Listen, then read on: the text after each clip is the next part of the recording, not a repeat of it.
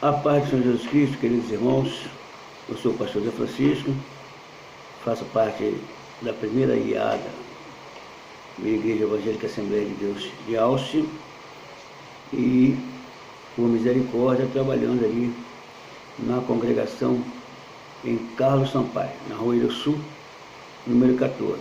E eu quero convidar você para que a gente esteja discorrendo aqui, refletindo sobre a lição de número 11 da EBD.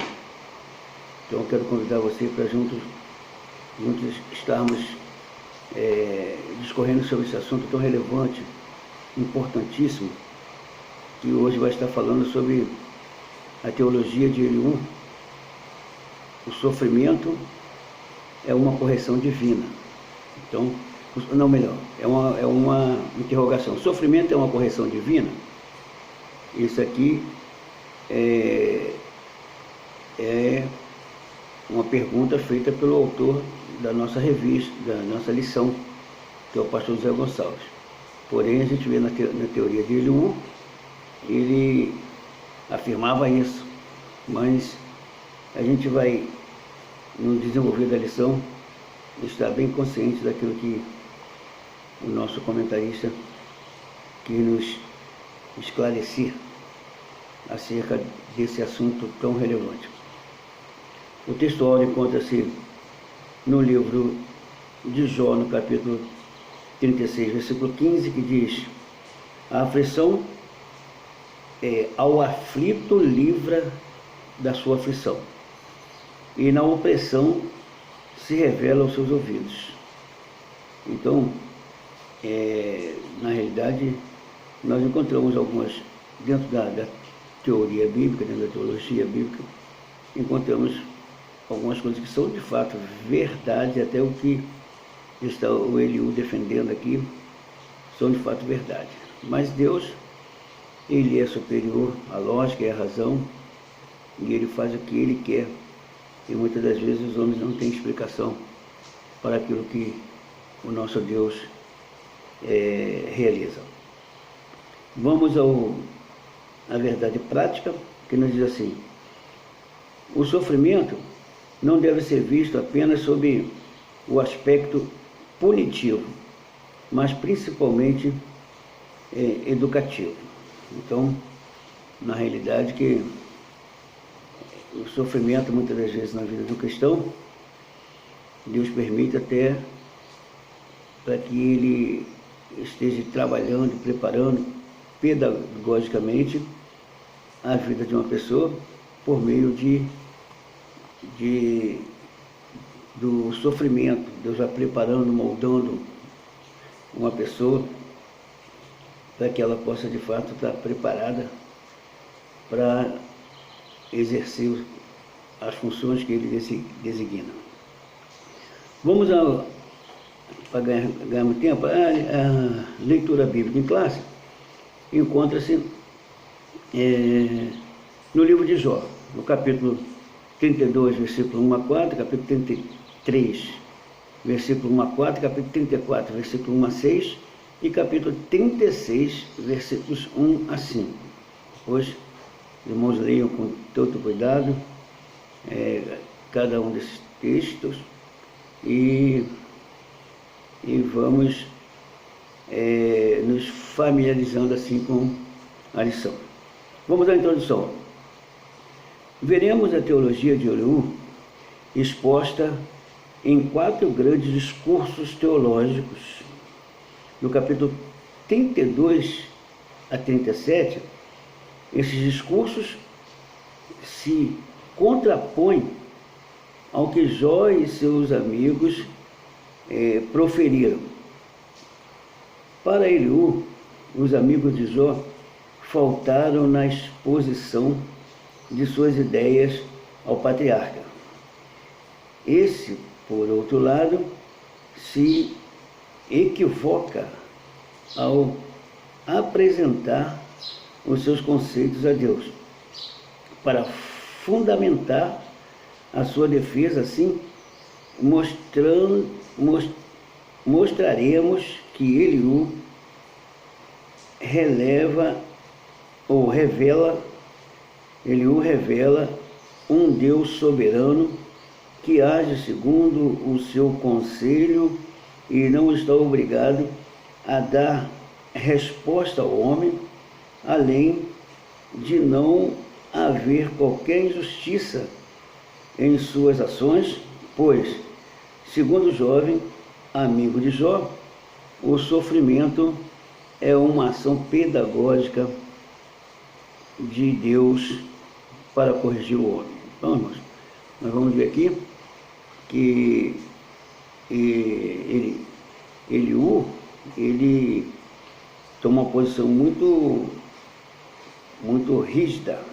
Ele se coloca em defesa de Deus, claro, ele tem razão em defender Deus, e mostrou a justiça de Deus, que de fato é soberana, mas, por outro lado, a gente vai ver no desenvolver da lição que faltou algo de extrema importância, que precisamos reconhecermos, que acima da justiça de Deus, não digo acima, mas paralela, está o amor de Deus e a sua misericórdia.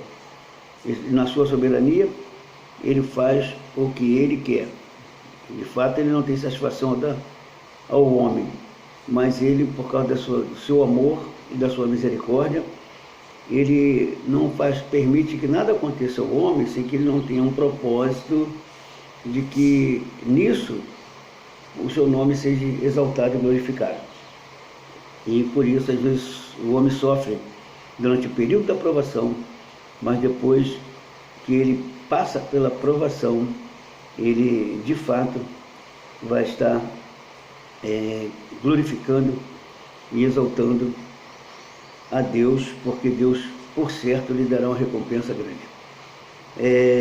Vamos ao primeiro tópico. O primeiro tópico, ele está dividido em 3 subtópicos, e o primeiro deles vai falar que Deus é soberano. Isso de fato é, e Eliú vai dar toda essa descrição sobre a grandeza e a soberania de Deus, e a gente entende isso e aprova isso, porque Deus é extremamente soberano, acima de tudo e de todos, Ele é Senhor.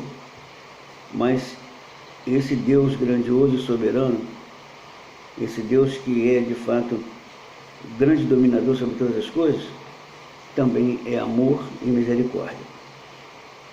Neste primeiro discurso, Eliú destaca a queixa de Jó, porque Deus não lhe respondera. Para o jovem amigo do patriarca, este não leva em conta a majestade divina que distingue o Criador de suas criaturas. Nesse sentido, Jó havia ignorado que Deus é infinitamente maior do que o homem e não precisa explicá-lo acerca suas ações nem de seu silêncio. Então, Eliú estava sendo aqui totalmente radical, desculpe, irmão, estava sendo totalmente radical aqui com Jó na aflição, num momento agonizante, de muitas dores, e durante o tempo foi passando o tempo, o sofrimento foi atingindo de tal ponto que ele começou a buscar explicação para toda aquela história, não conseguindo, ele decidiu se apresentar diante de Deus. É claro que ele foi falando com Deus com relação ao seu estado antes que ele vivia, debaixo da bênção, e o cuidado que ele tinha para não pecar e tudo mais. Mas, como a gente já falou antes, Deus tem o seu propósito, seus desígnios. O próprio Jesus, sendo filho de Deus, quando viu o momento agonizante que iria enfrentar, ele pediu ao Pai: Pai, se for possível, passe de mim esse cálice. Todavia, no silêncio do Pai, ele entendeu que havia necessidade de enfrentar a cruz, enfrentar toda aquela crueldade dos homens, mas ele também, como homem, ele sentiu o peso da prova. E Jó estava sentindo, por essa razão, Jó, ele começou a buscar e querer se apresentar para Deus. Às vezes o homem, diante de Deus, o homem fica sem posição em como vai se achegar a Deus, e aí a misericórdia de Deus, que é soberana, é que traz a solução para o homem. Mas Eliú aqui estava sendo totalmente radical, porém mostrando que Deus é soberano. Isso a gente tem que aprovar. Deus é soberano, Deus é dominador sobre tudo, isso é mais que... Essa é a lógica real. Mas Deus, mesmo sendo soberano, grandiosíssimo, ele também é amor e misericórdia. Vamos ao segundo subtópico, que fala sobre o orgulho do homem priva-o de ouvir a Deus. Todavia, mesmo sendo um ser transcendente, Deus não deixa de se revelar ao homem quando julga necessário. Por isso, Eliú não aceita o argumento de Jó sobre o silêncio de Deus, pois ele fala ao homem de várias maneiras, incluindo sonhos e visões. De acordo com Eliú, o problema não é o silêncio do Altíssimo, mas o orgulho humano, que não lhe permite escutá-lo. O jovem acredita que mesmo o patriarca, considerando-se moralmente puro, padece do pecado do orgulho. Na visão de Eliú, a revelação de Deus tem o propósito de livrar o homem da soberba que o conduziria à morte. Então, irmãos,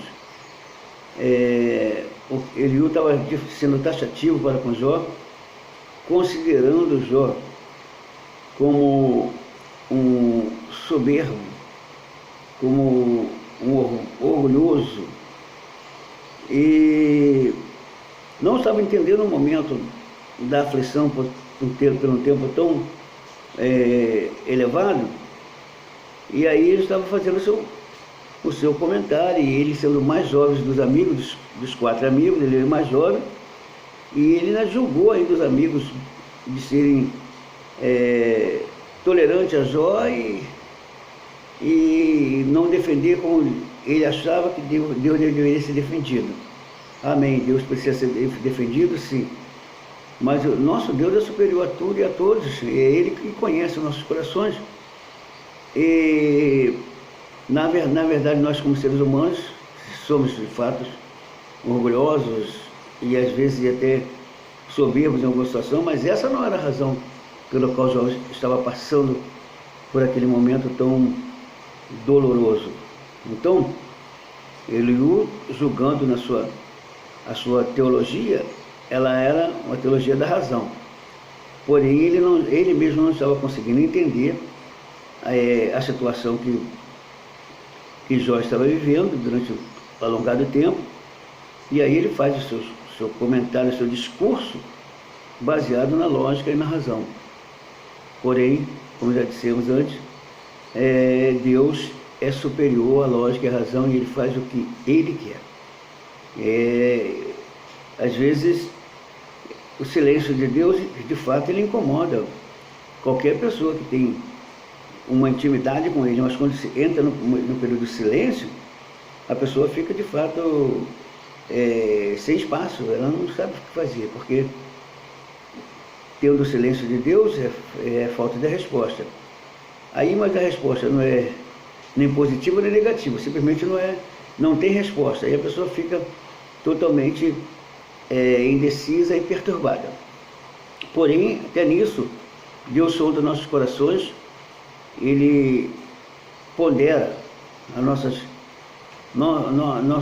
todo o nosso pensamento, toda a nossa situação que vivemos, e aí Ele vai nos preparando, nos revestindo da sua graça, nos dando o suporte necessário para enfrentarmos toda e qualquer situação, quando Ele de fato está nos provando para nos capacitar a fazer algo que glorifique o seu santo nome. Vamos ao terceiro subtópico aqui do primeiro tópico, fala sobre o mistério da redenção. Além de sonhos e visão, Eliú também destaca que Deus usa a enfermidade como um dos canais de comunicação entre Deus e o homem. Por causa dela, ele pode enviar um anjo para anunciar a Jó o seu dever, dizer o que ele deve fazer e também interceder em favor da saúde do patriarca. Dessa forma, esse mensageiro anuncia o que é justo e bom, a fim de recuperar o estado de justiça que Jó desfrutava antes da enfermidade. As funções que são atribuídas a esse mensageiro, mediador, fazem com que os intérpretes bíblicos vejam neste ser celeste uma referência do anjo do Senhor, uma teofania do Senhor Jesus, do Senhor Jesus Cristo. Não há dúvida de que esse mediador é a mesma testemunha celestial que Jó pedia que defendesse a sua causa, e o Redentor que o justificasse depois da sua morte. Nesse sentido, conforme podemos atentar no livro, o ministério desse mensageiro é o ato decorrente inteiramente da graça de Deus em favor de Jó, para mediar sua causa e resgatá-lo. Então, irmãos, aqui, segundo a teologia de Eliú, Deus, no sofrimento, quando o homem clama, Deus pode enviar um socorro, pode enviar o seu anjo, pode revelar por meio de sonhos, de visões. E aí ele faz menção aqui que se Jó de fato tivesse uma posição de justiça, Deus já teria enviado. Mas, porém, o próprio Jó já havia feito clamor, pedindo livramento e esperando, mostrando a sua colocação, a sua esperança na redenção do Todo-Poderoso, que no fato aqui é o anjo do Senhor, que nessa teofania aqui, que é uma teofania? Teofania é a manifestação de Deus em algum lugar ou em alguma pessoa. Então, o Senhor Jesus, no Antigo Testamento, várias vezes se apresenta como anjo do Senhor, uma teofania do próprio Jesus Cristo, dando livramento aos seus em um momento difícil. Quem foi que livrou Sadraque, Mesaque e Abednego na cova dos leões? Que a pessoa fala de quarto homem, que a gente chama de primeiro homem, que entrou primeiro para eliminar o poder do fogo, para defender Sadraque, Mesaque e Abednego. E quando o rei disse, não foram três, mas às vezes o quarto, e o quarto tem um aspecto, na realidade, que o rei tinha uma visão totalmente terrena, não sabia entender as coisas celestiais.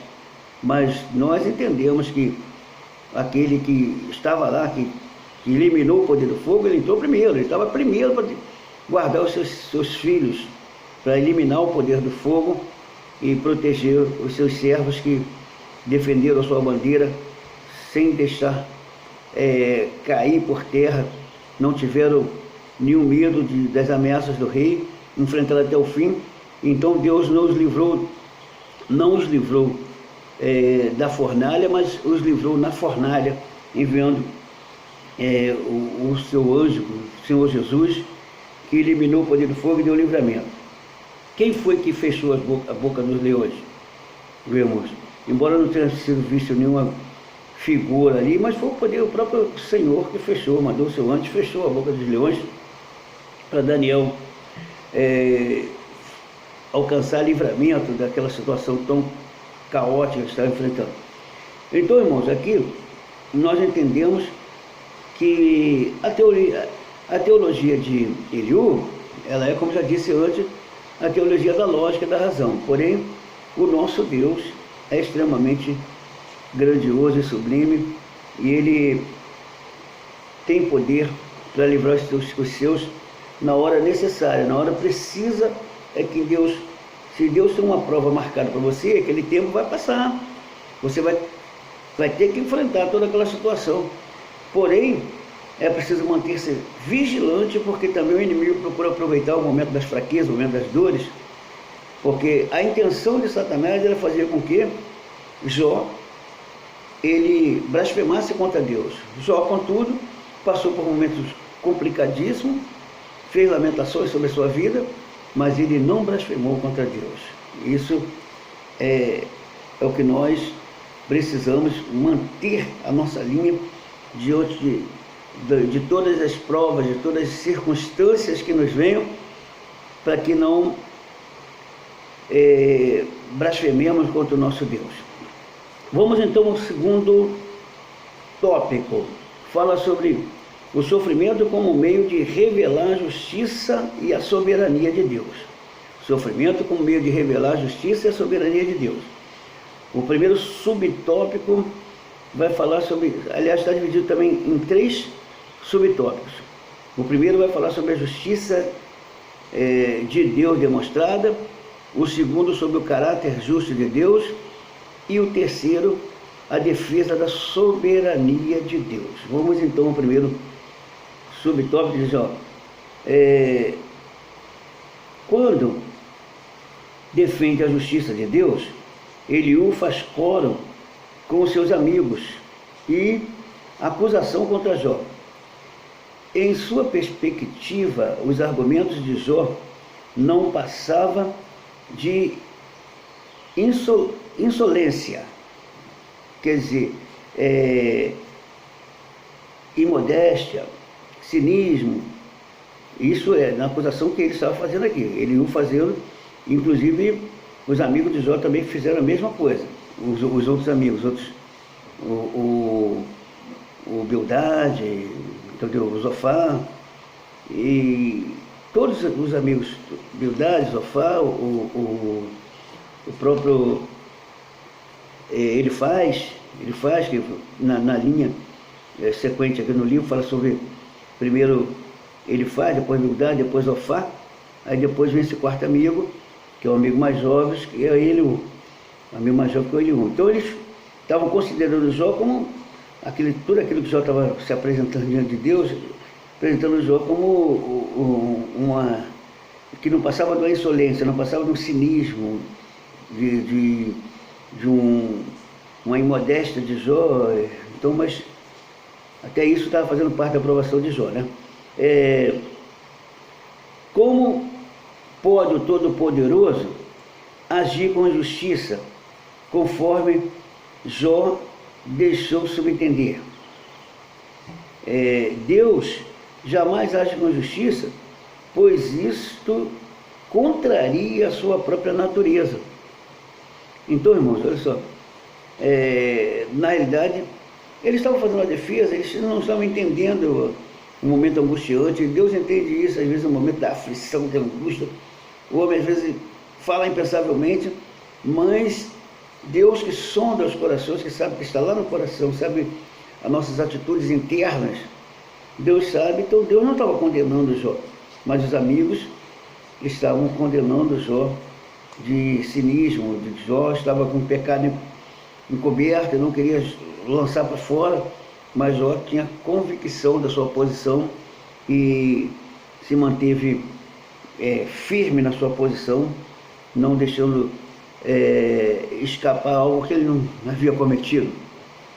Então, irmãos, isso é extremamente importante para a nossa vida.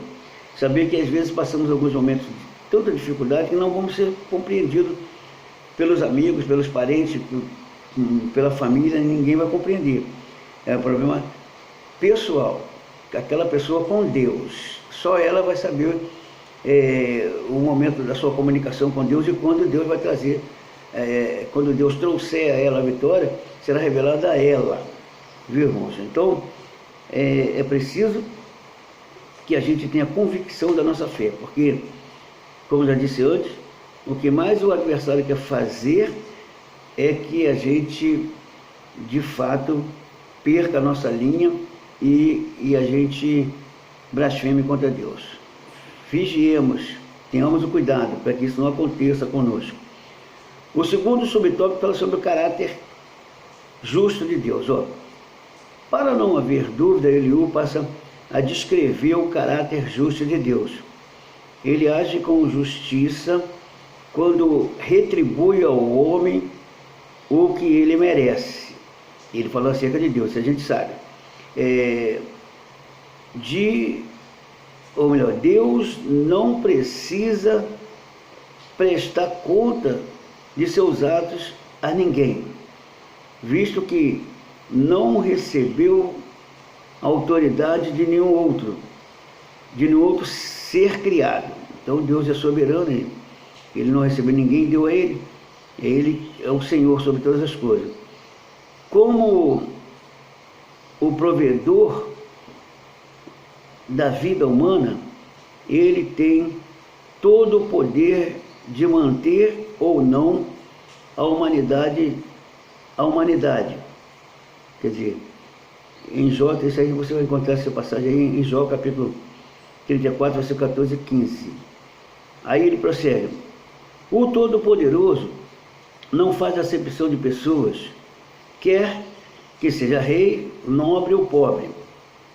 Deus é onisciente e, como tal, conhece os passos e as intenções de todos os homens, sem precisar inquiri-lo em juízo. Ele é justo e para punir,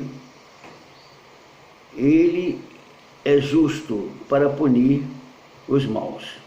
Então, irmãos, estava acusando que, de fato, se Jó estava passando por aquela situação, Jó estava sofrendo uma punição de Deus, estava sofrendo toda aquela, por causa da justiça de Deus, mas só que eu estou falando, já repetindo várias vezes, que inclusive Salomão deixa claro isso lá em Eclesiastes, que o nosso Deus é superior à lógica e à razão. Deus é superior a tudo, ele faz o que ele quer. Tem determinadas coisas que Deus faz para provar o homem, não quer dizer que o homem tenha cometido o delito, o pecado. Deus estava ali, a gente entende logo no início do livro, que era o próprio Deus colocando aquela prova sobre a vida de Jó para mostrar para Satanás que Jó enfrentaria toda e qualquer circunstância e se manteria íntegro.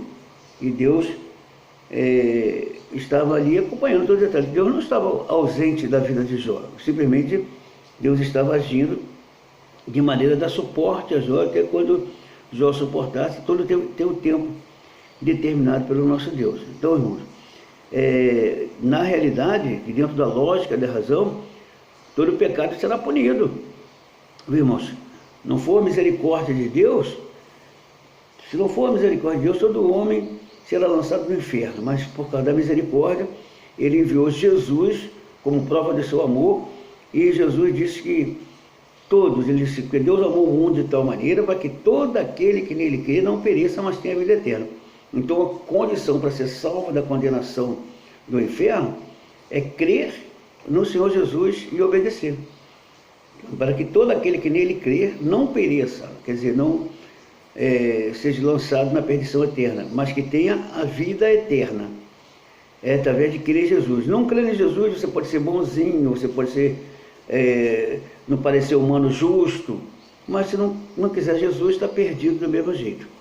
Então, a gente entende aqui que o caráter de Deus de fato é justo, mas ele é soberano e ele age muitas das vezes por causa da sua misericórdia, por causa da sua graça. Ele livra o homem de alguma situação, e principalmente quando há um clamor. Ele conseguiu entender o gemido de Jó, a situação difícil de Jó, e no momento preciso Deus trouxe a resposta que Jó precisava, e os amigos também puderam entender, depois que eles foram muito radicais, muito rígidos com o seu amigo Jó. Vamos então ao terceiro subtópico aqui do segundo tópico, que fala sobre assim, a defesa da soberania de Deus. Atente para a seguinte pergunta: será que Deus deve recompensá-lo segundo o seu dever querer ou não querer? Eliú encerra o capítulo demonstrando a Jó que Deus, em sua soberania e livre vontade, não tem não tem obrigação de agir segundo o querer do homem. Sendo soberano, ele não está sujeito a qualquer julgamento humano. Por todo o livro de Jó, o autor destaca a soberania divina. Um exemplo disso está claro no uso da palavra todo-poderoso, no que ocorre 31 vezes para Eliú, portanto, por ser soberano, Deus jamais age com injustiça, como Jó dera a entender. Todavia, é preciso destacar duas coisas sobre a fala de Eliú. Primeiramente, que ele, assim como seus amigos, era por partir do princípio que Jó havia cometido pecado. Em segundo lugar, Eliú exalta apenas a justiça de Deus e nada diz acerca da sua misericórdia. Para ele, o Altíssimo havia posto sua justiça soberana acima do seu amor e de seu erro, quer dizer, do seu amor, o que é o seu erro crasso, grosseiro, denso, fechado. Deus, sem dúvida alguma, é justo, mas grandioso em amor e misericórdia. Então, irmãos, Deus é justo. A justiça de Deus, ela é tremenda, mas também Deus é rico em misericórdia, em amor e em bondade. Então, antes da justiça, Deus age com amor. E o amor é que livra o homem. Deus conhece a fraqueza do homem. E Jó, embora fez as reclamações e questionou alguma coisa, mas Deus estava acompanhando ali as suas intenções, e ele clamou pelo Redentor e foi alcançado por misericórdia. Vamos ao terceiro tópico, fala sobre o sofrimento como um instrumento pedagógico de Deus. Então, o sofrimento para que Deus nos ensine a uma postura de verdadeiro adorador e glorificador do seu santo nome. Vamos lá. Primeiro subtópico, fala sobre o caráter pedagógico do sofrimento. Há uma diferença entre o pensamento teológico de Eliú e de seus amigos, Elifaz, Bildad e Zofar. Acreditavam que o sofrimento de Jó era por causa de um pecado, cometido por ele, e sua causa em conhecê-lo. Eliú também crê dessa forma, mas vai além, embora compreenda que durante a sua provação Jó se comportou de forma pecaminosa. Eliú introduz a ideia de que o sofrimento tem um caráter pedagógico.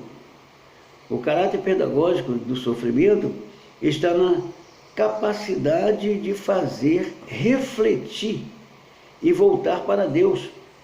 Dessa forma, os justos aprendem com o sofrimento. Bom, irmão, no conselho de Eliú, embora eu falei que dentro da lógica, a lógica é essa aqui. De fato, no sofrimento, Deus prepara o homem, Deus capacita o homem por meio do sofrimento.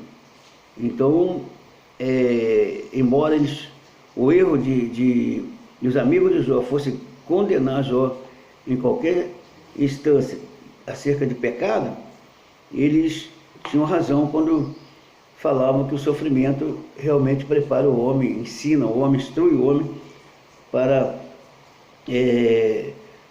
uma postura de representante de Deus. Então, esse é o terceiro tópico, o primeiro subtópico do terceiro tópico. Vamos agora, esse terceiro tópico é dividido em dois subtópicos. O segundo é esse aqui, adorando a Deus na tormenta.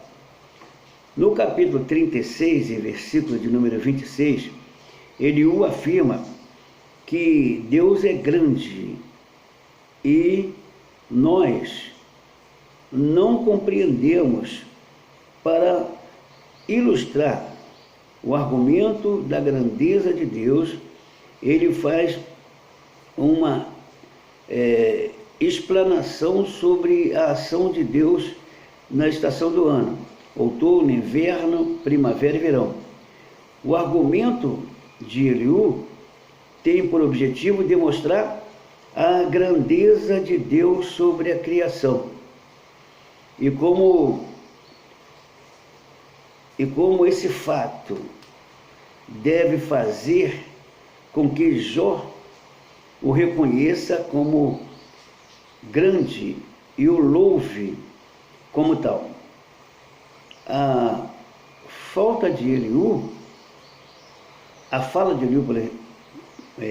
corrigindo aqui, a fala de Eliú põe em destaque o argumento contraditório de Jó, que, por um lado, magnificava a majestade de Deus, mas, por outro, murmurava contra ele. Nesse aspecto, Eliú acerta em mostrar que a adoração e a murmuração não podem coexistir. Isso coincidir, conviver, coabitar. E ilustra de forma poética o pensamento do orador.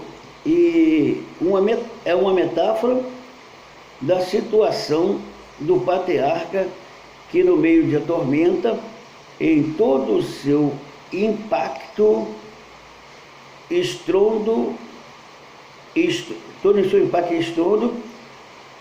pode contemplar o caráter pedagógico do amor de Deus. Então, irmãos, nisso aqui tem razão, que em meio às lutas e o sofrimento, você reconhecendo a soberania de Deus, se inclinando e aguardando em Deus, automaticamente você vai estar louvando a Deus. É uma maneira de Deus ser adorado. Quando um servo, muitas vezes a pessoa está em sofrimento, numa angústia, mas você vê que a pessoa está ali clamando, adorando, até pessoas cantando em meio ao sofrimento, porque elas entendem que a solução vem de Deus. Só Deus pode trazer a solução, só Deus pode conceder a vitória. E aí, ele chama a atenção de Jó, quando a situação apertou de fato para Jó, foi muito agravante o sofrimento, a dor, Jó se pôs a fazer lamentos, mas Deus usou de misericórdia, irmãos. Deus usou de misericórdia. Quer dizer o seguinte, que não devemos nunca reclamar, murmurar, porque Deus sabe todas as coisas. É bom que peçamos misericórdia no momento de sofrimento, de luta, peçamos misericórdia, mas é natural do ser humano, quando está passando por alguma provação, alguma coisa complicada, ele reclamar, fazer murmurações e às vezes tentar se justificar diante de Deus. É impossível o homem se justificar diante de Deus. Nós precisamos da misericórdia. Vamos à conclusão do assunto, que nos diz assim: vimos nessa lição 3 aspectos da teologia de Eliú. Primeiramente, o jovem amigo defende o direito de Deus ficar em silêncio, mesmo quando achamos que ele deve falar. Acredita que Jó não consegue escutar a Deus devido ao seu orgulho. Entretanto, o equívoco de Eliú está no fato de associar o sofrimento de Jó com o pecado. Segundo ele destaca que Deus tem todo o direito de ser soberano e, como tal, agir com justiça. Todavia, ele se equivoca em colocar essa soberania acima do seu amor, pois, primeiramente, Deus é amor, e, finalmente, Eliú vê no sofrimento um papel pedagógico.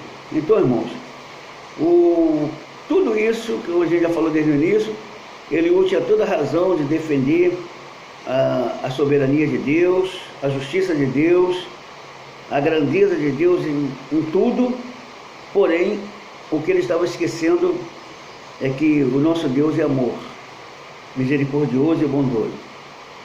Eliú tem razão quando fala acerca do sofrimento, que Deus aproveita do sofrimento, e o sofrimento tem um papel pedagógico, papel de ensino para nossas vidas. Amém. Tudo ele tem razão. Porém, o grande equívoco de Eliú é considerar o Jó estar no pecado e considerar toda aquela grandeza e soberania de Deus, mas esquecer que o amor de Deus é tremendo, irmãos. O amor de Deus, é por causa do amor de Deus que a humanidade não é destruída. Ninguém subsistiria, nada prosseguiria se não fosse o amor de Deus. Então, irmãos, busquemos o amor de Deus, busquemos a sua misericórdia, a nosso favor e a favor de outros, porque é fácil a gente buscar, quando a gente está em aperto, a gente clama em nosso favor, pede misericórdia, mas quando a situação é de outro, a gente muitas das vezes ignora. Então, irmãos, vamos buscar a presença de Deus, pedir misericórdia. Quando virmos uma pessoa em grande sofrimento, não nos antecipemos em fazermos precipitado juízo, mas peçamos misericórdia por essa pessoa. Que Deus nos abençoe e aplique em nossos corações essa palavra para o louvor e glória do nome do Senhor Jesus Cristo. Quero agradecer aos irmãos, espero ter contribuído alguma coisa para que os irmãos se esteja familiarizado com a lição, porque a lição, ela de fato, ela tem um importante conteúdo para a nossa posição, de entendermos que não podemos estar mais fazendo juízo precipitado nas situações complicadas que as pessoas estejam vivendo, principalmente com enfermidade, com sofrimento, a gente julgar que a pessoa tenha pecado e que é por isso que ela está passando pela justiça de Deus. É melhor que a gente peça a misericórdia de Deus sobre a vida das pessoas e deixemos que Deus, Ele sabe todas as coisas e Ele é extremamente poderoso para fazer com que o nome dEle seja glorificado sobre todas as coisas. Amém? Deus abençoe os irmãos e vamos buscarmos a misericórdia. Amém.